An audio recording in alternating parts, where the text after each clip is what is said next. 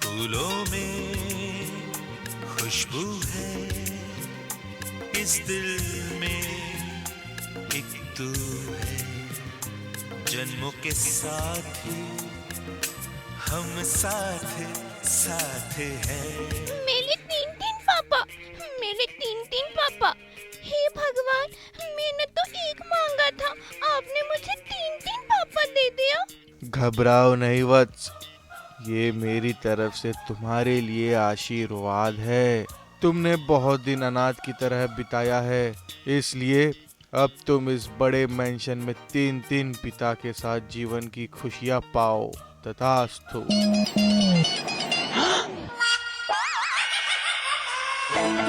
ये बच्चा ओबरॉय खानदान के बेटों में से किसी एक का है।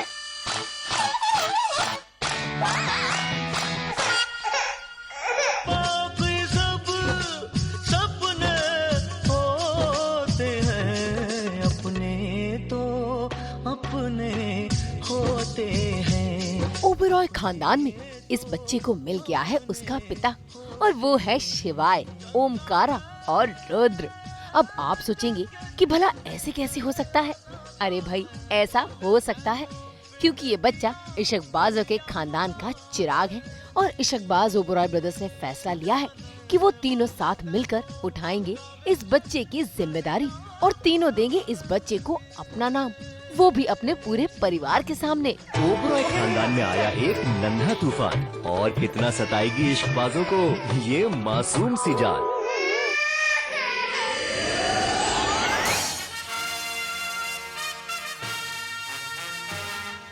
हम साथ साथ हैं। जी हाँ, ओबरॉय घर में पिछले 5 दिनों से चल रहा है इस बच्चे का ड्रामा।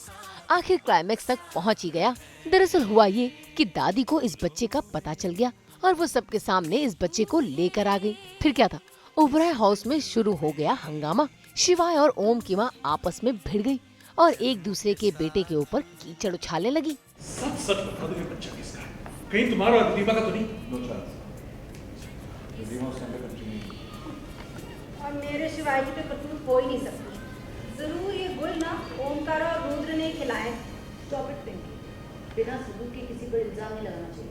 कोमल माता, हाथ कंगन के आरसी क्या और पढ़े लिखे को फारसी क्या? सच में आप भूल गई क्या? ओमकारा वो कौन थी?